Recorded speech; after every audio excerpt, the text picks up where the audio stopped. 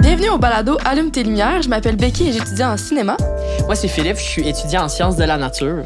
Puis aujourd'hui, on est avec Rosalie du SATAS. Je vous laisse expliquer ton rôle dans ton travail. Qu'est-ce que tu fais dans la vie? Oui, enchantée. Donc, oui, je suis sexologue et psychothérapeute et je travaille principalement au SATAS, fait qu'au Centre d'aide et d'apprentissage social d'Abitibi-Témiscamingue. Et je travaille, en fait, principalement dans un programme de psychothérapie, fait que 18-24 mois que j'aide des gens à se réhabiliter qui ont commis des transgressions à caractère sexuel. Wow! Admettons, de nos jours, là, est-ce que... On rentre dans le sujet, aujourd'hui, c'est la séduction. Est-ce qu'on peut dire que de nos jours, c'est plus difficile de séduire que ça l'était peut-être à l'époque? Oui, c'est une bonne question, hein, effectivement. Ouais, une grosse question, hein? Est-ce que c'est plus difficile? Ben, je pense que c'est quand même important de s'attarder sur ce que c'est peut-être la séduction versus le harcèlement. Tu sais, c'est souvent deux mots qu'on entend comme mis ensemble et qu'il faut bien différencier. Je vous parlerai pas de la définition au sens du code criminel du harcèlement. On est tous capables d'aller lire ça.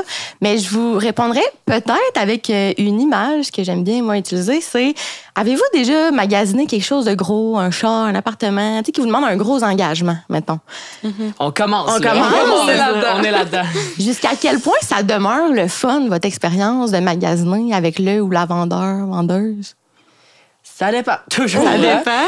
Qu'est-ce qui devient comme désagréable? Ou quand tu insistes ou que ça te met une certaine pression. Oui, exactement. Hein? Quand ça devient comme... Tu sens que t'es putain libre de t'en aller, tu sais. Ou que le non, il sera pas nécessairement accepté, tu sais, que la personne te dit oui, t'as le choix, mais que ce que tu sens, c'est que ça sera pas nécessairement accepté, tu sais. Fait que moi, c'est un peu la même chose, c'est de...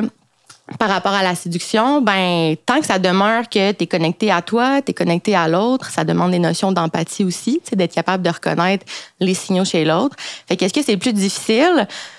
Je sais pas si c'est plus difficile, mais est-ce qu'on est peut-être plus conscient de tous les enjeux que ça engendre? C'est peut-être plus là. T'sais, on a peut-être plus de choses à réfléchir puis à penser, mais c'est pas nécessairement une mauvaise chose ou plus difficile. Est-ce que des fois, de demander le consentement, ça peut comme... être un turn-off pour certaines personnes? Comment qu'on doit apporter ça pour pas que ce soit comme bizarre ou que ça casse la vibe un peu, là, tu sais? C'est souvent quelque chose que je me fais demander, puis c'est un peu une impression qu'on a, hein, comme si demander le consentement, c'était faire une pause, sortir un contrat à signer, puis les deux, on a nos avocats, puis on signe. Là, c'est un peu l'image qu'on y a donnée, j'ai l'impression, tu sais, avec le temps, alors que le consentement, des fois, on le fait un peu naturellement sans s'en rendre compte, tu sais, que ce soit dans, tu sais, des fois même dans le dirty talk, là, tu sais, dans exprimer à l'autre qu'est-ce qui nous fait plaisir ou qu'est-ce qu'on a envie de faire à l'autre, puis qu'on aille chercher un peu de, ça te tente-tu? Moi, j'aurais le goût d'aller faire ça. Toi, tu sais, qu'est-ce qui te tente en ce moment? C'est toutes des façons d'aller chercher le consentement, tu sais. C'est pas obligé d'être quelque chose de super procédural, puis justement qu'on a quelque chose à signer, tu sais. Puis, ben, là, vous allez peut-être trouver mon image un peu extrême, mais est-ce que c'est plus turn-off de demander le consentement ou de se faire accuser d'agression sexuelle ou d'harcèlement, tu sais? Moi, je trouve que le choix est assez simple, mais je peux comprendre notre crainte, mais quand on le conceptualise de cette façon-là, je pense que ça nous rassure un peu, tu sais, dans hey, je te trouve vraiment belle ou vraiment beau, ou je te vois depuis tantôt, j'ai le goût de t'embrasser, qu'est-ce que t'en penses, tu sais? C'est toutes des façons de demander le consentement. Fait qu'on peut rendre ça un peu sexy, entre guillemets, le consentement. Non, oui, ça c'est pas nécessairement comme bizarre ou un peu... souvent, on associe ça à être un peu weirdo, mais au contraire, là, comme tu dis, je pense que ça peut être une bonne manière d'amener ça, puis... Il y a pour plusieurs personnes aussi, c'est agréable de recevoir un consentement, tu sais. Donc, c'est... Ouais. Mais peut-être aussi, ça peut... À l'inverse, une fois que tu te fais refuser ce consentement-là, ça peut être quand même difficile à accepter, là, tu sais. Avoir un jeu de séduction avec quelqu'un, tu penses que ça va bien, puis là, d'un coup... Oh, tu te fais mettre un stop. Des fois, ça peut être dur à accepter un peu, non? Ben oui, effectivement. Il y a personne qui aime ça, hein, se faire rejeter, se faire dire non.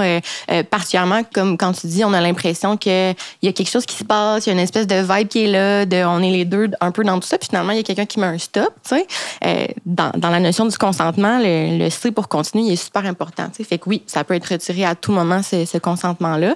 Mais ça peut effectivement être difficile à recevoir. Pourquoi est-ce que c'est difficile à recevoir? Ben, on l'a dit, ça vient un peu toucher dans nos enjeux d'ego. Tu sais, on se sent rejeté, on sent qu'on n'a peut-être pas été assez, qu'on a trop fait, tout ça. Par contre, aussi difficile que ce soit à recevoir, ben ça demeure ma responsabilité à moi de le gérer. Tu sais, ces émotions-là, quand je les reçois, j'ai pas à les pitcher à l'autre personne.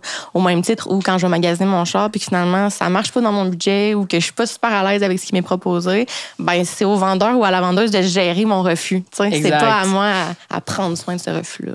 Donc, au début, tu as dit quelque chose de quand même intéressant. Tu as dit que toi, tu intervenais auprès des gens qui ont commis des actes, on peut dire des agressions sexuelles, on peut dire ça? Des transgressions à caractère sexuel. Ouais. Puis, je me demandais, auprès de ces gens-là, est-ce que tu penses que c'est mieux d'aller directement les éduquer, c'est-à-dire, genre, changer leur façon de penser, tout ça, ou leur donner peut-être des outils de prévention pour pas qu'ils, ils refassent ces actions-là? Fait que je sais pas ce que tu en penses.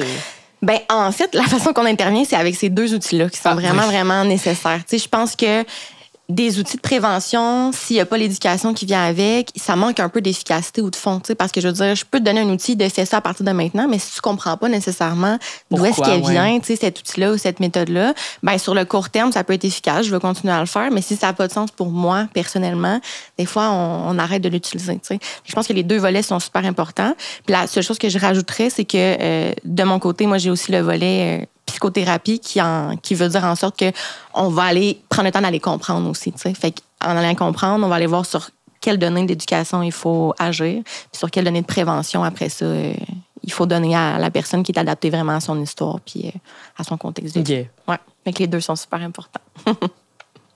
Puis à quel point l'alcool pourrait influencer les actions, dans le fond, dans un bar ou quoi que ce soit. Ouais. C'est sûr qu'il doit y avoir une certaine différence entre intoxiqué ou pas. Oui, effectivement. C'est sûr que, tu sais, dans la définition du consentement, là, bien vite, là, moi, les 3 lettres que j'aime, c'est clé. Fait que continu, libre, éclairé. Dans la notion d'éclairer, aussitôt qu'on consomme d'alcool, c'est bien plate, là, mais techniquement, notre consentement, il est comme plus valide à ce moment-là parce que j'ai pas toutes mes capacités cognitives réellement de comprendre qu'est-ce qui m'est proposé puis ce à quoi je m'engage. T'sais. Là, après ça, je suis pas un juge, je suis pas un avocat, c'est pas moi qui juge ces situations-là, mais c'est tout le temps à prendre en considération sur les endroits où est-ce que, justement, on va faire de la séduction. Il y a souvent de l'alcool d'impliqué. C'est facile, souvent, je trouve, de mettre un peu ça sur le dos de l'alcool. Tu sais, j'étais intoxiquée ou l'autre personne était intoxiquée.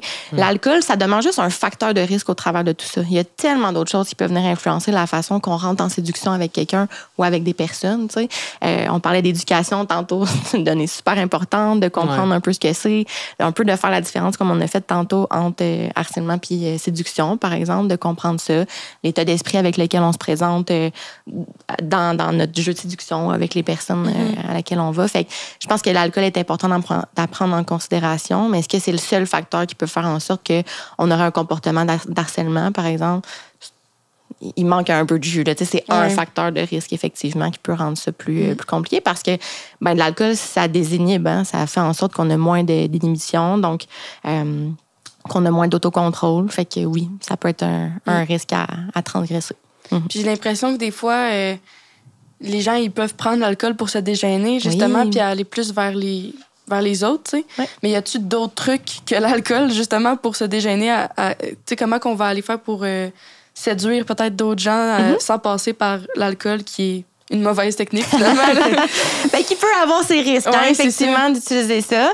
Mais si l'aspect, c'est pour se dégêner, justement, on peut-tu prendre le temps d'aller comprendre qu'est-ce qui nous gêne, qu'est-ce qui fait que moi je suis gênée, qu'est-ce qui fait que c'est peut-être difficile, ces interactions-là.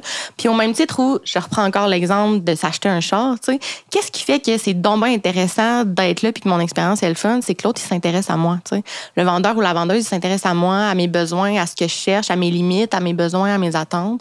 Fait que c'est un peu la même chose au niveau de la séduction, tu sais, va travailler sur ces aspects-là, puis ça va peut-être t'aider, tu sais, à rendre ça plus agréable. Ouais.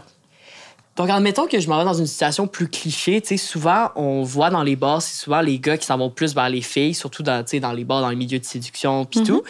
Est-ce que toi, tu penses que les filles devraient jouer un rôle peut-être plus important, c'est-à-dire eux aussi aller vers les gars puis jouer un plus grand rôle dans la séduction pour peut-être avoir moins d'amalgame puis moins de situations un peu gênantes, tout ça. Fait que je sais pas ce que t'en penses. Je pense que c'est une proposition qui est intéressante. Par contre, je pense qu'il y a beaucoup de choses en dessous de ça qui fait en sorte que historiquement parlant, au niveau des stéréotypes, c'est peut-être plus au niveau du genre masculin qui a pris en charge la séduction versus le genre féminin. Après ça, c'est de savoir, tu sais, comment est-ce que c'est perçu habituellement une fille qui fait les premiers pas ou qui est dans la séduction. Des fois, on va se faire poser une étiquette de fille trop entreprenante ou que c'est intimidant ou tout ça. Fait que je pense qu'on a quand même à prendre un pas de recul. C'est une solution ou un outil qui serait super intéressant, mais il y a tellement de choses à déconstruire en dessous au niveau des stéréotypes de genre que, effectivement, des fois, ça fait qu'on reste pris un peu dans ces rôles-là, au niveau de la séduction, puis c'est un peu dommage, effectivement. Est-ce que ça serait la solution à voir? Mais je pense que ça peut être intéressant de voir quand même si on laisse la place davantage, peut-être, aux filles à faire la séduction, puis que, quand je dis laisser la place, de laisser le droit, justement, que ce soit pas étiqueté comme quelque chose d'hypersexualisé ou de néfaste, puis qu'on laisse aussi le droit au gars de se faire séduire, puis de se faire attirer. Là, on parle dans quelque chose de super hétéronormatif, là. On est dans les stéréotypes, mais effectivement, je pense que ça pourrait être intéressant d'aller voir quel effet ça pourrait avoir. Puis admettons, on regarde ça même plus global. On voit même ça dans les applications de rencontres. Si je prends par exemple Tinder. Tinder, les gars ont des limites de likes, les filles en ont pas. Les gars, ça prend peut-être 18 swipes avant qu'il y ait un match, tandis que les filles, eux, ça match quasiment automatiquement. Fait que on le voit même dans les applications de rencontres. Puis je sais pas ce que t'en penses. Ben, je pense que c'est intéressant aussi de voir un petit peu, des fois, même dans les applications de rencontre, l'espèce de changement un peu. Tu sais, on parlait de, c'est le rôle acquis de séduire homme-femme, tout ça. Je pense que de voir un peu ces changements-là, même dans des applications comme ça, tu sais, qui ont été grandement critiquées, là, des applications de rencontre, puis c'est correct, là. Mais je pense qu'on peut aussi voir cette espèce de vent de changement-là ou le percevoir. Puis ça peut être intéressant de voir, on peut-tu laisser la place aussi, tu sais, aux personnes de faire le premier pas ou d'y aller de cette façon-là. Puis je pense qu'on peut aussi se poser la question, là, qu'est-ce qui fait en sorte peut-être que, là, tu disais, peut-être plus typiquement masculin, qu'on avait... ça prenait plus de temps avant d'avoir un match. Et tu disais, chez la gente féminine, peut-être moins. Qu'est-ce qui peut expliquer ça? Tu sais, est-ce que c'est qu'on séduit pas de la même façon? On cherche pas les mêmes choses? Pas les mêmes critères. Il y a beaucoup de facteurs qui sont à prendre en considération, mais c'est des questions importantes à se poser, effectivement. Dans un aspect de séduction, qu'est-ce que j'ai envie? Qu'est-ce que j'ai de besoin? C'est quoi mes attentes? C'est quoi mes limites?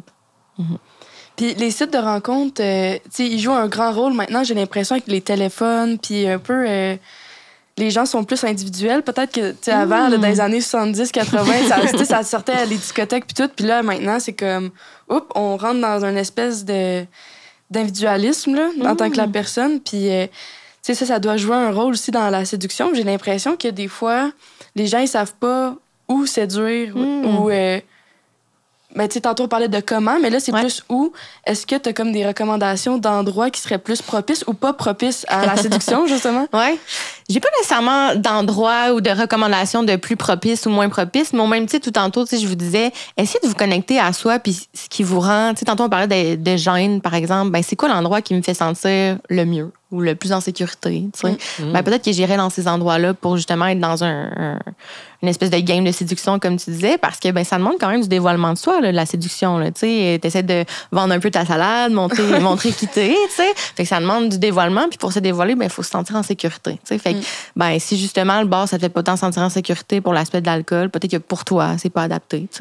Mais si au contraire, les bars, c'est intéressant parce que t'es avec tes amis, t'es en gang, puis tu te sens en sécurité, allons-y pour ça. Mais est-ce que tous les endroits sont OK? Admettons, même l'exemple sur ton lieu de travail, c'est correct. Est-ce que sur ton lieu d'études, c'est correct? Toi, tu vois ça comme peu importe. Si la personne est consentante et que c'est bien fait. Là, après ça, c'est de savoir, dans mon lieu de travail à moi, si un client me crouse, par exemple, non, c'est pas approprié, parce qu'il y a un enjeu de professionnaliste, mais je pense qu'effectivement, la limite de la séduction puis du harcèlement, c'est on a le droit de proposer, on a le droit de faire valoir ce qui nous intéresse chez l'autre. Par contre, il faut accepter un non ou un refus. Il faut être capable de le recevoir. Exact. Donc, ça dépend aussi, je pense, du type d'emploi que tu as, comme justement psychologue ou comme police ou genre pompier. Il y a des limites. Pompier, c'est ça. Oui, tu as bien raison, effectivement. En tout cas, merci beaucoup, Rosalie, d'avoir été avec nous aujourd'hui pour parler de ça. Je trouve que c'était un super beau sujet de parler. Puis je pense que pour les jeunes, c'est quand même important. La séduction, c'est très présent chez nous. Là, que d'avoir des petits outils puis un peu plus d'informations, je pense que ça va être très utile. Merci à vous de m'avoir reçu. C'est vraiment précieux. Donc, pour ceux qui nous écoutent, j'aimerais vous rappeler que ce podcast-là fait partie de la campagne Allume tes lumières organisée par le comité HIVCS.